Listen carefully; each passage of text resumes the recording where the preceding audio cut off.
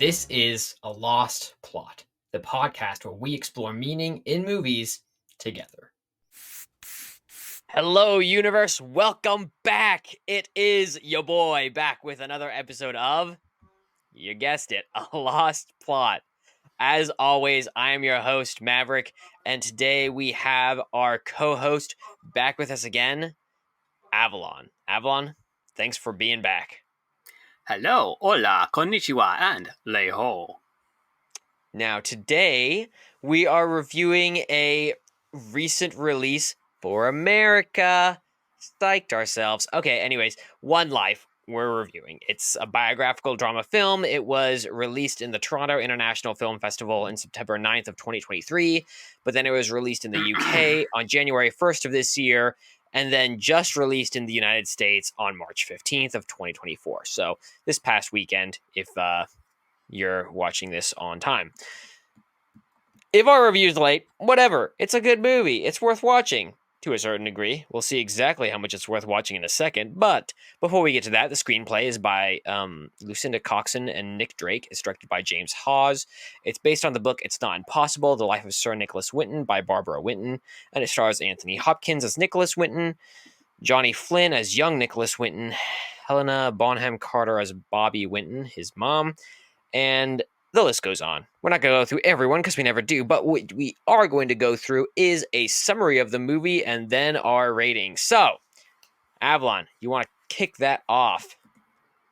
Yeah, so the movie is about Nicky Winton, who's a stockbroker in London, I think, at the time.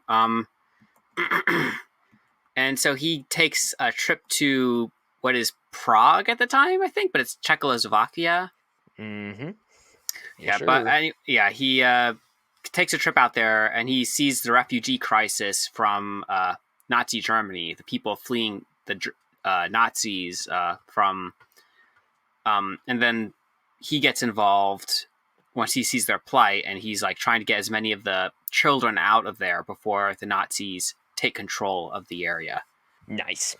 Yep, it's pretty much a summary of the movie. Well, I mean, that's part of it, but the other part is like 50 years, like years later, like his older self, like remembering and figuring out what to do with his guilt and regret. Right, and when you put it like that, it sounds like they're two distinct stages, but how they play it out in the movie, they're interspersed with each other, so that adds to how the story is told. But overall, Avalon, what did you give this movie? We've got the 9-point system. How did it rank? I don't know how this happened, but I got a 7.600000000000005. Wait, what was your first number again? 7.6. But there's like a gazillion zeros after that and a 5 at the very end of that, which I don't know how that happened, but here we are. That is indeed interesting. We will have to look into that little glitch before the next podcast comes out, but for now, that is a valid review number. 7.6, 10 zeros and a 5. Yeah. I gave it a 7.6, about 10 zeros and a 5. So not only did I give the exact same review as you, but I got the glitch as well. How this happened, we don't know. We'll figure it out later. What we do know is it's just a little bit better than 7.6. Just a little bit. A little bit. Barely just better. Just a smidge. So, yeah, I honestly, two things surprised me. One, how that happened. But second off, this is, I think, the first time we have both given a movie the exact same score. Yeah, what are the chances? I don't know. Yeah. All I know is I'm eating an orange. Okay. So, that is very exciting. I'm very curious to see how we align on this and if there is differences in what we thought of this movie. So let us get into it. Before we get into it, if you're in America and you haven't seen this yet, what is your thoughts? Should they see it? Should they just go on with the review and hear what we have to say? What are your thoughts? 7.6. I mean, as far as the movies I've seen this year, this might be one of the best movies I've seen this year so far. I'm not sure it's one of the best movies I've seen of all time, but it Right. is one of like as far as the movies that have come out this year, this is probably one of the best ones I've seen and one of my favorite ones I've seen this year. So Yeah, I would definitely agree with that. I would say if you're gonna watch any movie so far this year in cinema, um, except for maybe Dune 2, just because of how Dune 2 is. Other than mhm. that, um, Oh yeah, Dune 2 this and that is the one. Yeah. movie that I would say I would probably go watch in theaters and get it out because it's solid.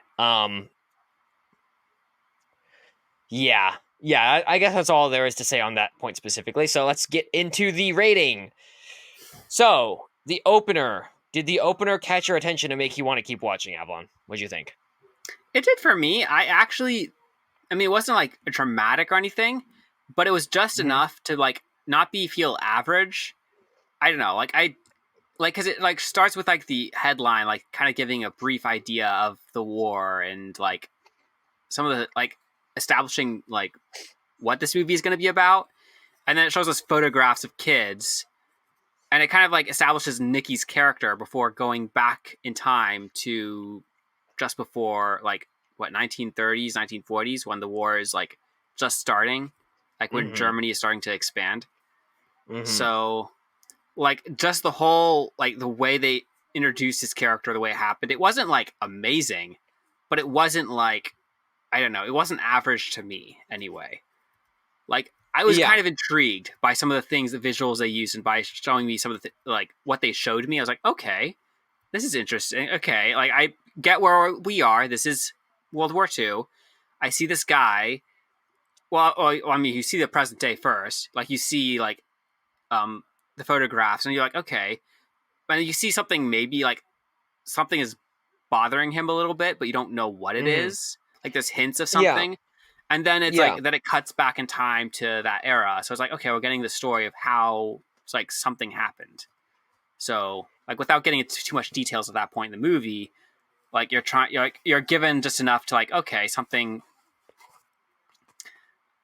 And I don't know how to fully explain it. Just like I was intrigued. Like I guess like Yeah. just overall I was intrigued. So Yeah. I would say, did you give it full points on this part or no, did I you give it? actually didn't. I gave it like, I think it got point four out of point Okay. five. Okay. So Yeah. I mean, I didn't give it full points on this. I gave it 0.3, so not much different from you. mhm, Um, I do think that they do some really critical parts at the beginning, right? mhm, Showing, he's just an old man doing old man things at that time. He's swimming, he's cleaning, he's doing stuff like that. Obviously, he has some attachment to this uh, satchel that he has from, which is indicated it's from World War II. And there's these pictures of the kids. So there was hints there that something wasn't quite right. This kind of reminded me of the the opener to Ferrari, right? Which doesn't go super crazy, but it has just a mhm. couple things going on that are a little odd. It's in a different way, but it's Yeah. got that same Oh, I kind could of see thing that. where it's Yeah. like, Uh huh. this is a normal world. This is a normal dude doing normal world things, but there's a couple things going on here. It was that kind Mhm. of opener. Um, Yeah. I did think it took a while to get started, which was the bigger thing for me.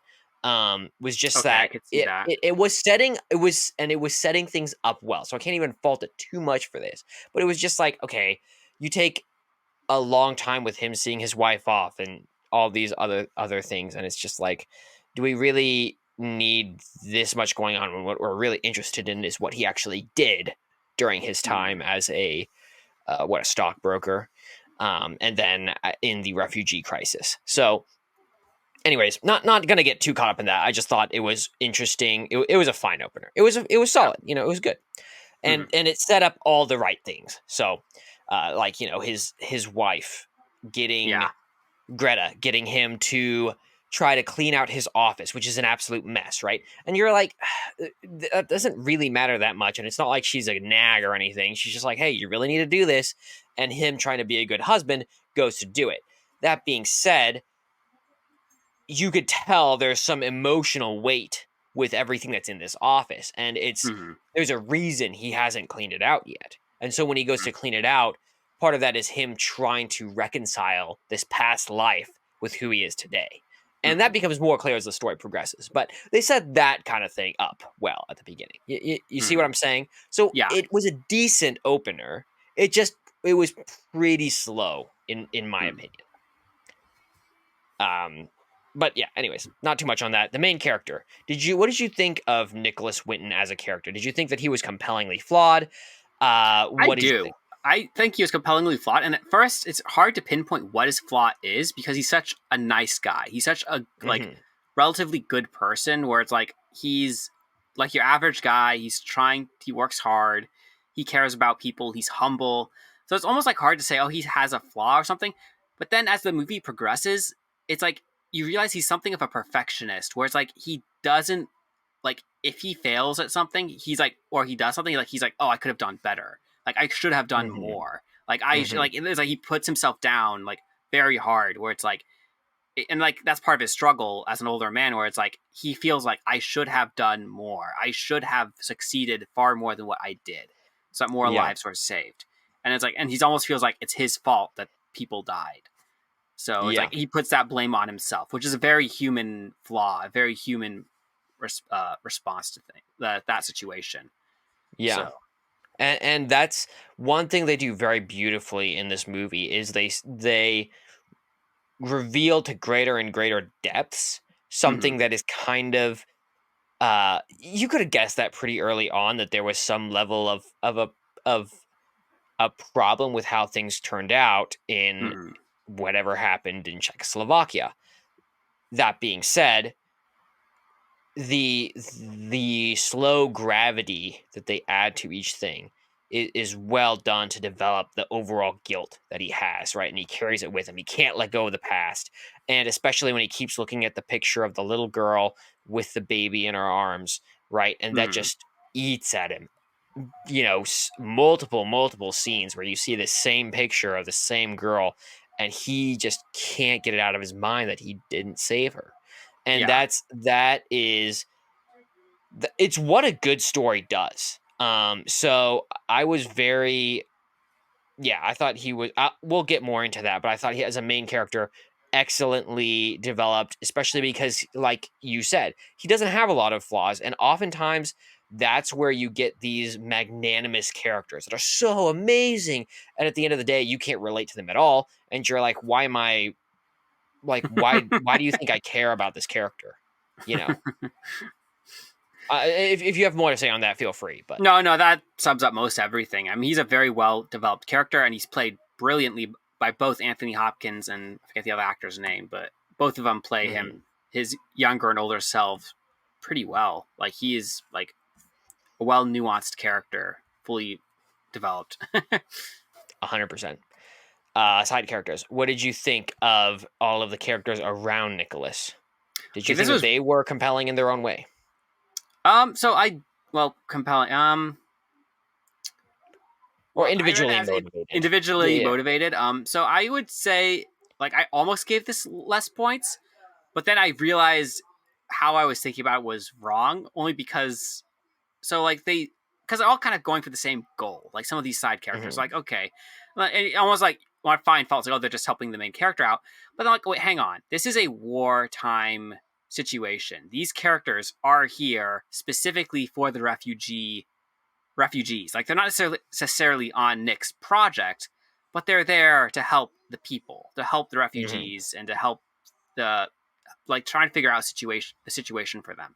So it's like, okay, actually it's not, and even then it's like, because there's some slight conflict, but in the end they ultimately just help them and agree, because they all are on the same side and they're all agreeing, like they're kind of on the same page, like trying to help the refugees out and taking the kids, finding homes for them in the midst of this catastrophe. Like, that's helpful. Like, it's part of the same goal, more or less. So it's like, okay, actually they are kind of like, this falls in line with them having their own motivation. It's like, because they're all there for the same reason. So yeah, and maybe it's not super distinct, but they are motivated. Like, they all have their own motivation. So yeah, and I think that individual motivation goes to some of their character development, right? Which is a little less clear as compared to the main character, which is fine. um, in this case, you are right. And I thought about this too, because I was Mhm. curious. Do you have, because, in a situation like this, there's clear reasons for why they're there, what they're Mhm. doing.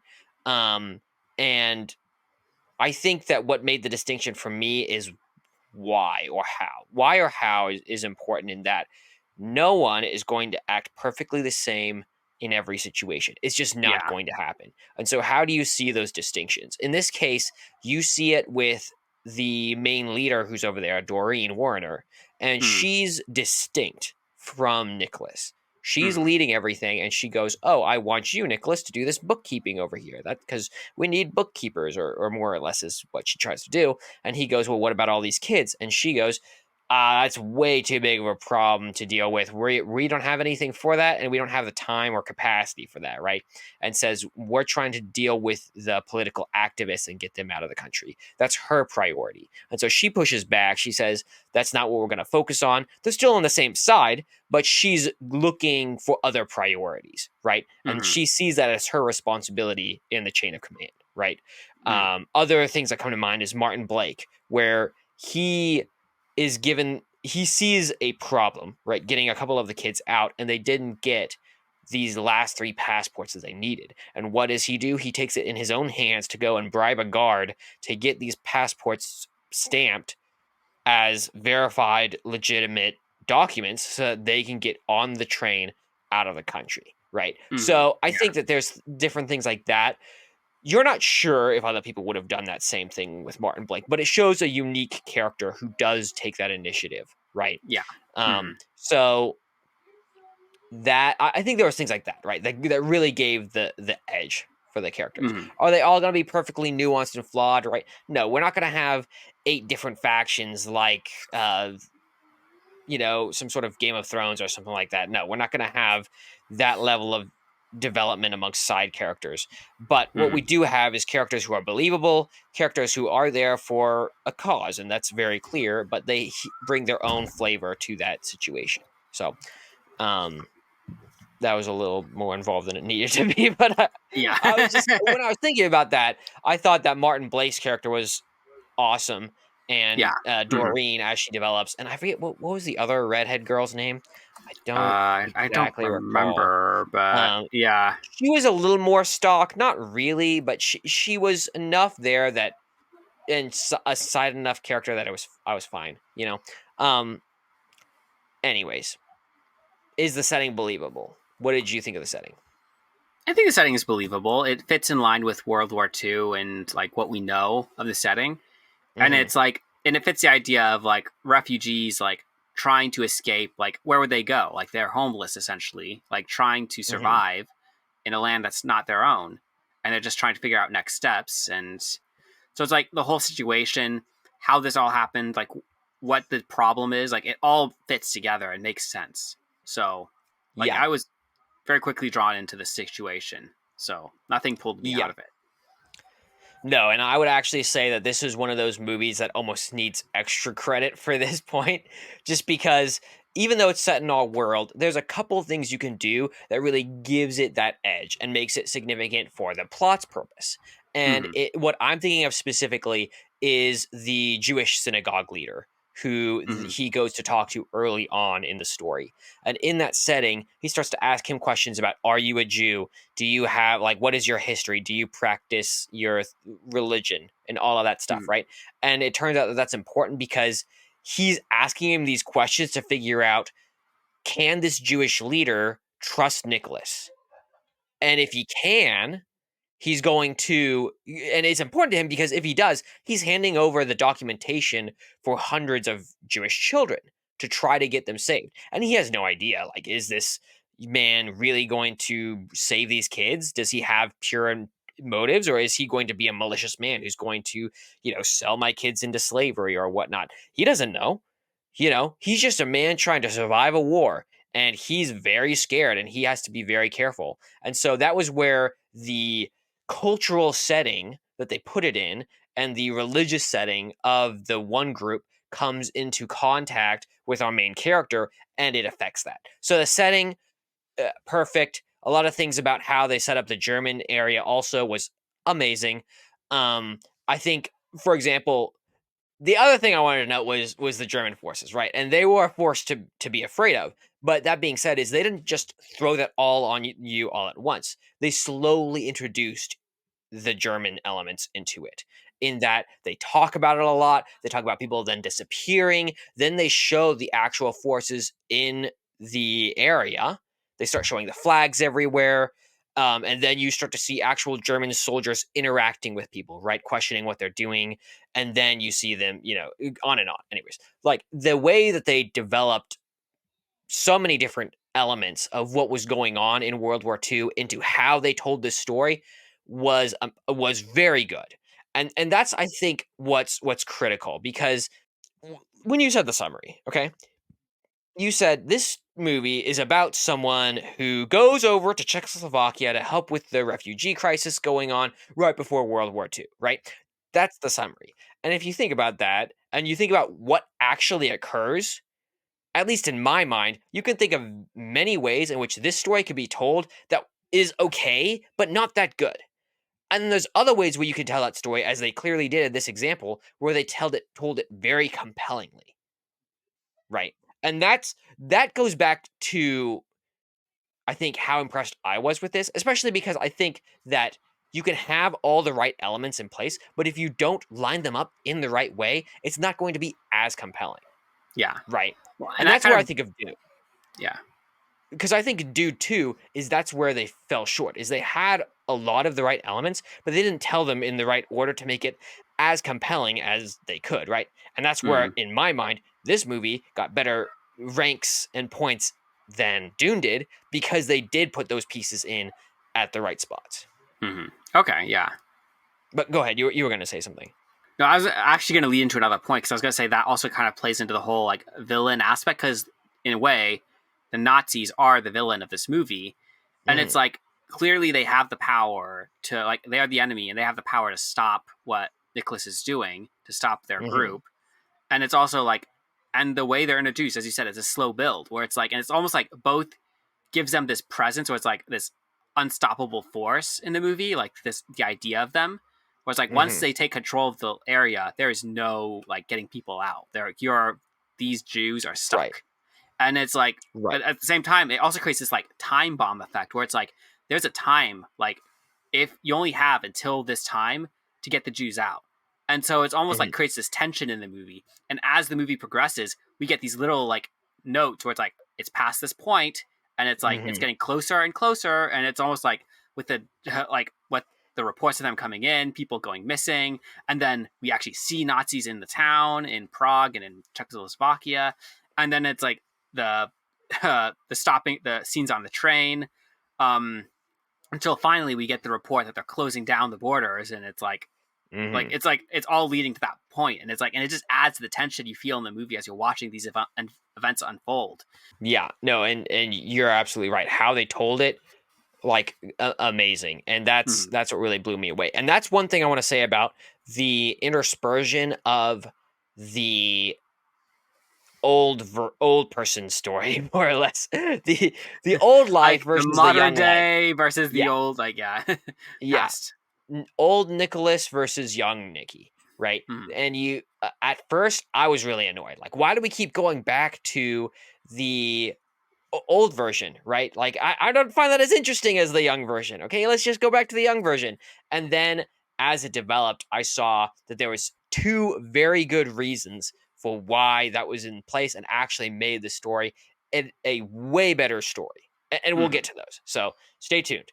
Um, but yes, is a compelling motive for the protagonist. We Oh, kind of already touched absolutely. on this, but Well, yeah. I will say this movie does succeed at something, like as far as motive goes, where it's like show don't tell, where it's like Mhm. before he even commits to the cause, we see him walking through the refugee camps, and like we're shown, like it shows him like cutting to different people, different like families as they're struggling on like, and you see them in different states of like pain or loss or like struggling, like, and that's doing mundane tasks, but you clearly see the squalor, you see the dirt, you see everything going on, and like it creates sympathy inside of you. So like when he Mhm. says he wants to help the children and help the people, like it, it's a natural outflow of everything we just saw before that, where it's like you understand completely why he's on this, like he decides to take this on. Yeah. So it's like it's a amazing motive, and we're shown why beforehand, so it naturally fits with everything. Like the audience is led to the same thing along with the Nicholas. No, and I 100% agree. The other thing they do well with that is they let you sit in it, which Mhm. I thought was excellent. Is, at the same time that he's handing out this chocolate and taking a picture of the kids, the father comes over and takes the kids away, right? Because he doesn't Mhm. know who Nicholas is. Why is he taking pictures of my children? Is Yeah. he a German spy? Is he going to Oh take yeah. my kids away? Like, and at first you don't realize that's what he's thinking until later. But when you're Uh-huh. seeing that go on, they just let you sit in those situations over and over again so that you are uncomfortable and sympathetic and understanding rather than Mhm. just saying, oh, this is an important character. Oh no, they died. That's so sad. And you're like, I saw this person for 30 seconds total screen time. What are you talking about? I don't care about this, Versus Yeah. several of these kids have multiple minutes of screen time Yeah. in this movie, and it Mhm. makes you really agonize over what they're going through and understand how you know uh, when a kid is saying goodbye to their parent on the train, there's so much hope there, but there's Mhm. also so much despair there Yeah. because they are probably never going to see their parent again, and yes, they're going to survive. At the same time, there is so much being lost, Yes. and Mhm. it's crazy. And so Mhm. yeah, they are so good at letting you sit in the tension and understand where he's coming from a compelling perspective. Mhm. And you're like, of course, I almost want to go out and volunteer for the refugees. Like, look at what's going on. He's it's y- yeah, you said it great, so I don't know how I can add Yeah. to that. Those scenes on the train are just so, like, when a train is about to leave, like them saying goodbye. They're such gut wrenching scenes. It's like Hmm. like you it's like it's a good thing and a bad thing at the same time. Like as you said, like it's despair, and it's like I'm like I forget what the other word you use, but yeah. Yeah, it's hope. Mm, You because this is what's the parents know it's what's best for the kids, mm-hmm, but at the same time, you're losing your child, mm-hmm, and yeah, and you, a lot of them never saw their parents again. You know. mm-hmm, yeah. Anyways, the villain. You touched on that briefly. Is there anything else you want to note about the Germans and how they're developed in the story? I mean, clearly we see them like taking the Jews and like imprisoning them. Hmm. Like capturing them. And then there's a scene on a train where like they're mocking him for like, why are you delivering so many Jewish children? Like we see the Hmm. antagonism, but like so like they were good at developing that. That's the only other point I would make. Just seeing the direct like link to them going after specific groups. Yeah, you don't get a lot of humanizing of the Germans, and that and we've touched on villains before, so I don't really want to spend too much time on it because Mm, this is more of the stock.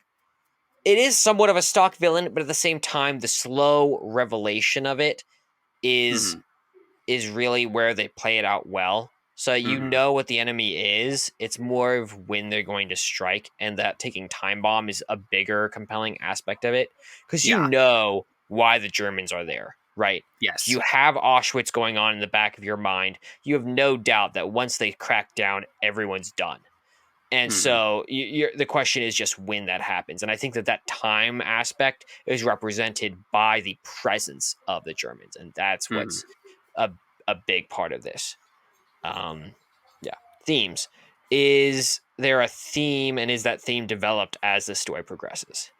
There's a way. There's like I almost want to say there's like two themes going on.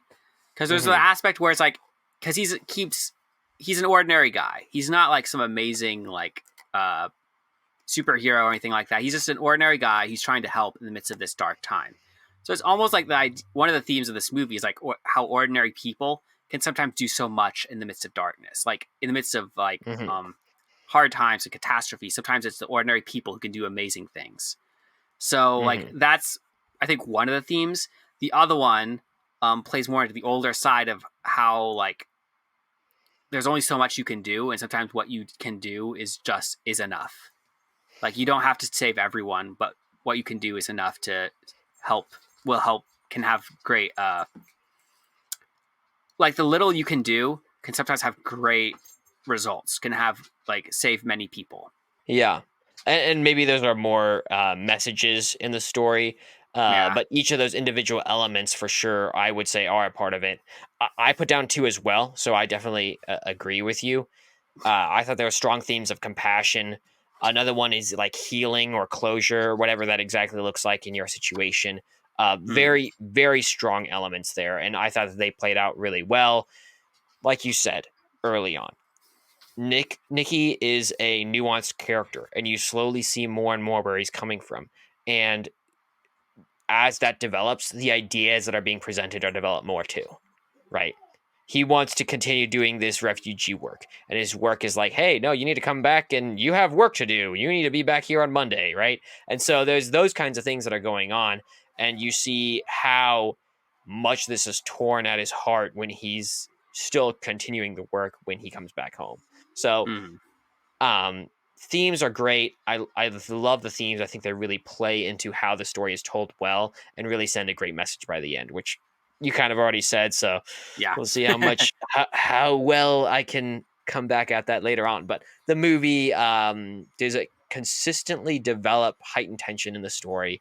Does the hero get put in a worse situation as the story progresses? Not necessarily the hero, but the situation gets worse.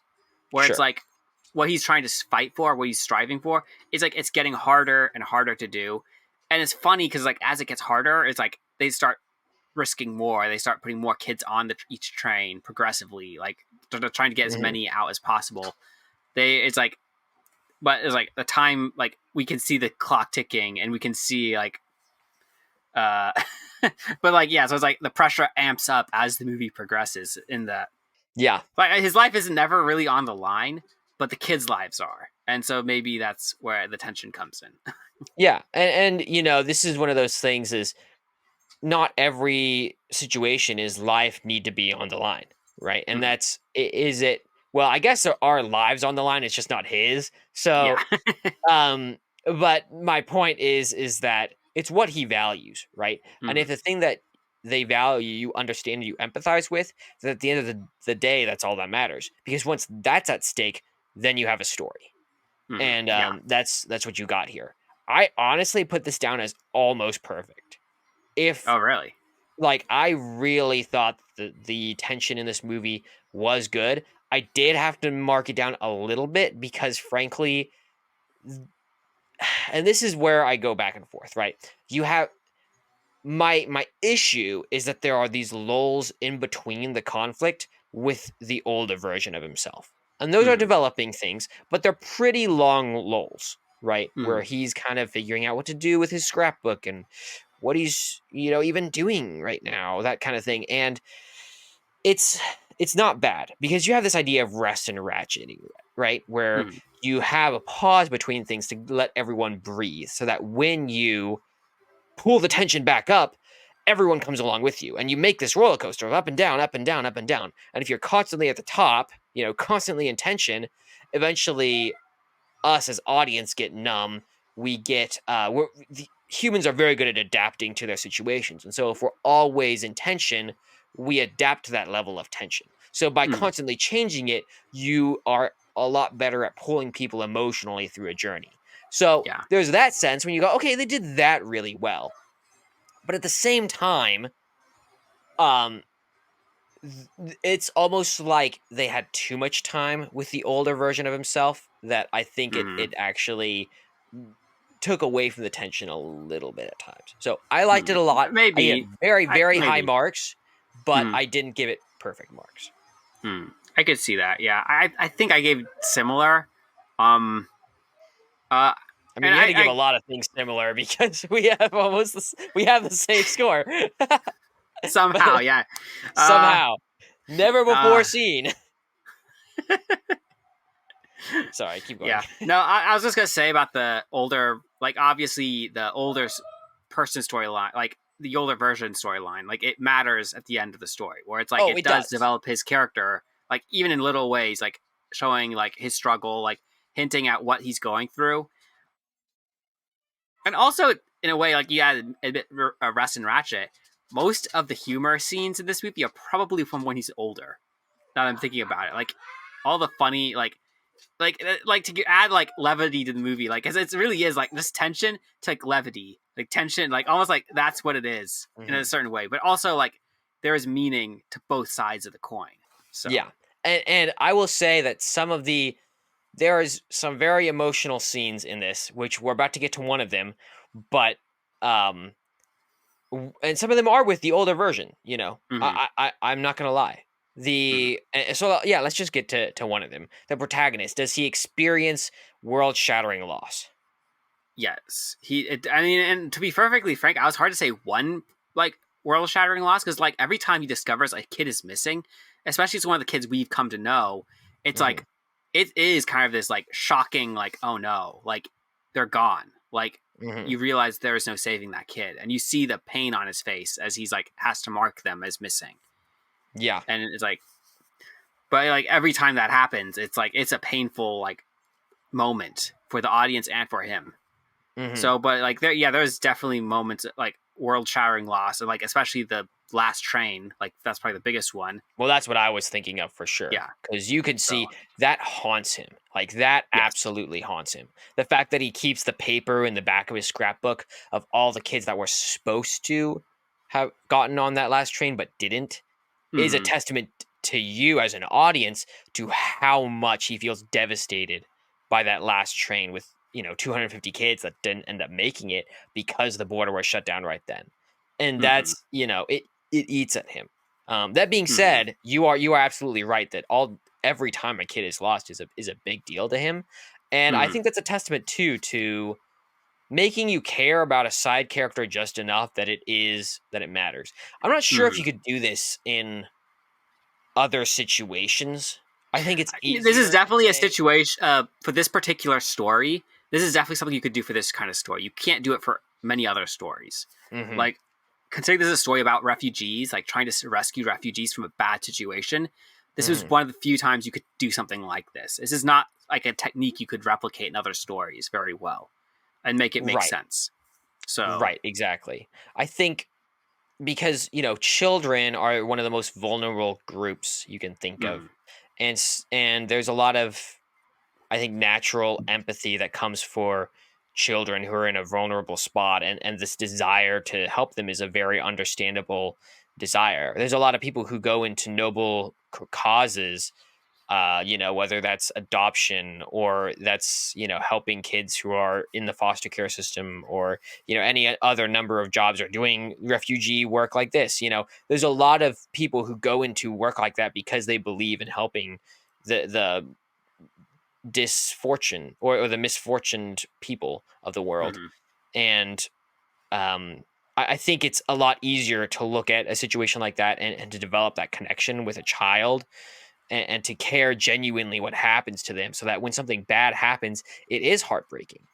mhm, I think it's a lot harder to do that for adults, or for animals, or for other situations. I'm not saying it mhm, can't be done. What I am saying is that this was a unique opportunity to develop those connections quickly and multiple characters, and then to capitalize on that from a storytelling mhm. perspective. um, So, well, yeah. even then, some of these kids do get screen time. They're like you see Nicholas interact with Mhm. them, like he plays with them, he Right. talks with them, and like we're given these like brief moments of interaction. It was like, oh, you like this, I like this too, like, and it's Right. like, is this Yeah, your yeah, yeah. sister? Is like you just like you get these little interactions, like they're so simple, but they build just a little bit of a connection, and it's like as an audience, it just establishes it in our mind. So when we do kid is suddenly disappears or like they're taken by the Nazis, it's like it is a loss. It is like a painful like moment for all of us. Right. No, I agree. I'm just thinking of, normally, if you're gonna take a character and then just kill him off, you it doesn't work in my mind. Like, I Well, don't no, think. yeah, that's why I said it's for this particular movie, for this particular Right. story. Like this situation only works for the story they were trying to tell here. That you can't Mhm. take like an action epic like I don't know, like take it like a superhero movie or something and do the same thing. It would be really hard to do the same thing with that without it feeling Right. forced. Right. Well, like the Avengers Age of Ultron, they have the character where Quicksilver dies this in the same movie. And it's semi-effective, but it's not really that effective, I don't think. Hmm. And I think part of that is because you have to really give someone time to develop who they are, why they're there, why should should even care that they're still alive at the end of the movie. And they Hmm. don't do that well with that character. Same thing Hmm. happens in GOT at the end with this girl who's supposed to be an ally to the Starks, and then she ends up dying. You know, like there's I've seen multiple examples where they try to have this dramatic slow mo death of oh no, they're dead, oh no, and I'm just like, okay, I mean, I whether I saw it coming or not. I'm not trying to be heartless. It's just that you didn't develop the connection with them as a character that I genuinely care. Hmm. So I think this was one of those times where not only did they do that well, but they did that well multiple times. And part of that is going back to what you said, scenario specific. Hmm. I have a chance to ramble, so I did. Revelation. Is there a big revelation in this movie? I guess in a way, the train. I actually just realized this because I actually didn't I put 0 points down because there really wasn't like a Mhm, big moment of revelation that changes everything. But I just mhm, realized, they did hide the fact that the last train failed to leave until that key moment later on when he's older, where he's like, "Why are these pages blank?" And he's like, "That's for the last train that didn't leave," like kind of thing. And then we're mhm. showing the flashback scene of how the Nazis stormed into the station and stopped the train from leaving, and then started tearing kids out of like the Out of cat the train, cars yeah. and like separating them from their parents and like people getting arrested, like this whole like traumatizing scene. And it's just like, oh, like what we assumed, what kind of left in doubt till that moment, like whether that last train left or not. Like we're not actually shown it Mhm, leaving, and then it's shown no, they didn't leave, and it's like kind of like, mhm. oh. So I mean, I Yeah, don't know if that counts as a big revelation, but I just realized, well, actually, that might because of yeah, how it plays out. and that's true. How you play it out is critical. Um, So, Yeah, I'll think about that. I might agree with you on that. I didn't give it so anything on this either, but yeah, I basically put down here no, but I could be convinced otherwise here. okay, And so I see where you're going with that. yeah. Well, I put Um 0 down. I literally just thought of that. Well, maybe that counts. yeah, I So, I was afraid that someone might put the last bit, which is supposed to be distinct, as having a twist ending, which there wasn't really oh yeah, I anything. put that as separate from the. Yeah, yeah. So I was like, is the movie have a surprise ending kind of thing? I felt like that Yeah. was more in line with that question. And So what were you thinking? What did you put down for that? like, because you're clearly not expecting the whole crowd, the audience, in that final scene with him in front of the TV, like on the TV show. Like he's sitting in the audience. Mhm, We're told about the two people who wants to meet him, like kids he saved when he was many decades ago. Where it's like they want to meet him, so he meets them. But it's like there's someone else like who'd like to meet you too. And there's like, if there's anyone here who has been affected by Miss Nicholas Winton's work, please stand up. And the whole audience stands up behind him mhm. because they were all like impacted by his work in Prague and Czechoslovakia. And it's like this moment that's kind of like, it's helpful for him because it helps him to see how much good his actions did, how many people were saved by his actions, like Yeah. in one moment. And it's like, I mean, you don't expect it. And it's almost like it's tells the story of like for him was like helping him to let go, to realize like maybe he didn't save everyone. Maybe there Mhm, was 15,000 people who were killed in the camps who could have been saved, but the 600 he did save, like over 600, like they had families, they had like, and that like they're all those people who were born after that, like they're alive because of him, like his work. So it's like mhm. he has nothing to be guilty of because he tried his best and people were saved. Yeah, and that's an incredible scene.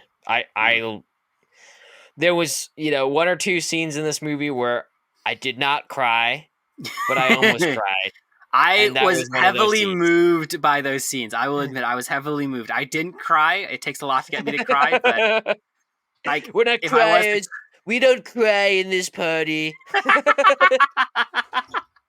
But no, it was quite good. It's very Mhm. emotional to see because he's so burdened by this guilt in his Mhm. life. Um, but the contrast of seeing how much good he did in a single moment when all of these people rise up and celebrate him Mhm. is incredible. Mhm. And he's an embarrassed little man who's so joyful but so a little bit shy, not sure what to do in the situation, but he's so happy as he Mhm. sees the result of his work in people who are alive around him. Mhm. And yeah, it's incredible. It's and the fact that it's a true story too is also incredible. Like it Yeah. looks like they were following this pretty closely to the story, especially because Mhm. they had two different iterations of when he goes into the theater versus I think more from a cinematic standpoint, it would have been a much more of a hit if they had just Mhm. had the one at the end. But it sounded like it. My guess is that they were trying to be more true to the story overall by having both. Mhm. Um, but yeah, it's a great scene. It's an incredible ending scene, and I loved it. Mhm. Yeah. Me too. Cool. What did you think about the hero changing? Did he change in this movie?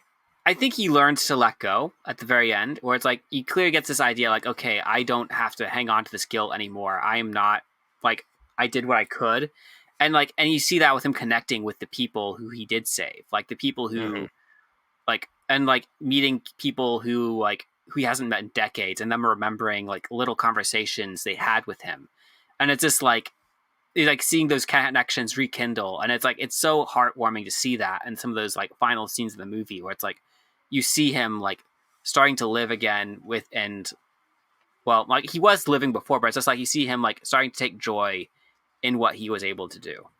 Hmm. Yeah. So Rather than being burdened by it, like he seems to have been all previously in the movie. mhm. Yeah. It's. I'm not going to add anything to that. It's great. Did the movie have a message that is conveyed in this story? I I think feel you like kind of talked about I this already talked earlier. about this, so it's Yeah. like I don't know. Like I feel like I could reiterate it, but I mean like just the idea of like just like how like our efforts now just like our small like the things we do now, like even if it is small, like they can have a dramatic impact. Like they can Hmm. save or impact a lot more people than we think. Yeah, I agree. I put for myself work with compassion without holding it too tightly. And I think Mm-hmm. that's where you have that tries to encompass both dynamics where the compassion that he felt at the beginning combined with the guilt that he holds for not doing enough. It's just so strong on the themes. If you Mm-hmm. wanted to put down two messages, I would understand. Like they do Yeah. very well with the messages in this story. So I applaud them because they made it a cohesive story and Mm-hmm. very compelling. Um, did the movie leave you satisfied? How Oh, did you feel about that absolutely, ending scene? absolutely. Yeah, nice. Yeah, I mean, I think the full circle, total hero's journey moment where they have him go back to his home, back to the pool, but this time he's got the kids and the grandkids and everything with him. You know, he returns to the area that he started from, a changed man, and with this generational history in front of him of people who literally called themselves Nikki's children, right? Mm-hmm. Because they felt like their lives were owed to this man, and Mm-hmm. why they exist today is because of him. So it's a beautiful ending scene. I'd watch it Yeah, again. absolutely. Me too. So, will you change your rating? What do we think? Well, it might go up if I decide the big revelation was the train thing, because I didn't give any points Uh before. So huh. I guess maybe it would go up to 8 points. I don't know, which is Okay. fair. Yeah.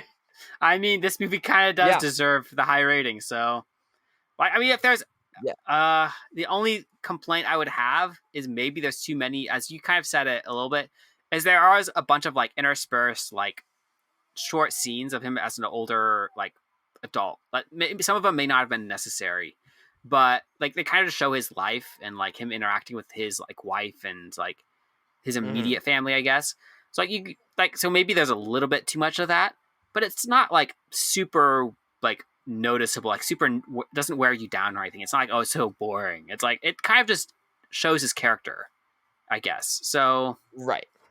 To explain what I meant when I was talking about earlier, there's scenes like with Jonathan Pryce playing Martin Blake, his friend who was helping out a lot and helped get the false passport stamps and things like that. There's like a scene in the middle where they have this extended discussion about the good old days and what he's doing and all this kind of stuff, and it's fine, but it goes on for a decent period of time. And there was things like that where it was pretty drawn out, and I understand it's old men being old men, just kind of talking on and on about stuff. They will sometimes do that. I don't know if you've hung out with old people, but it was realistic. It just from a storytelling perspective is a little boring. Which you're supposed to cut out the boring parts, right? I mean, I personally didn't find the conversation super boring, and I guess because the way they played it, I just thought I was like, okay, they're just friends, and so this was like, I know because there's some like joking back and forth throughout it too, so it's like there is some humor there. There's like fun to watch, like the interplay between Anthony Hopkins and the other guys. So I don't know, like. But I can see where you're coming from. I guess some people might find it boring. I didn't personally find it boring, but yeah, and that's an example. I think there's other situations too, like cleaning up his house and stuff like that go on a little bit, or the whole scene with him finding a button in his quarters and whatnot. It's like, whatever. If you can make an argument whether or not it's valuable or not to the story. At the end of the day, it makes a lull in the conflict, which conflict is what drives stories. So that's where I'm coming from. But at the end of the day, it's a small thing. You would give it, you might even bring it up to an 8. I would be willing to bump up my score by, 0.2, 0.3, get it right up there close to yours, nice and cuddly. Let's get those a little bit separated, though. We can't be exactly the same. I don't know what's going on there. Let's just get rid of the 0.00000000005. Let's just get rid of that. I will try to get rid of that. I have no idea what happened there, but we will figure that out. And we will figure out another plot next week. That's right. We will be back, and we hope to see you then. See you all next time.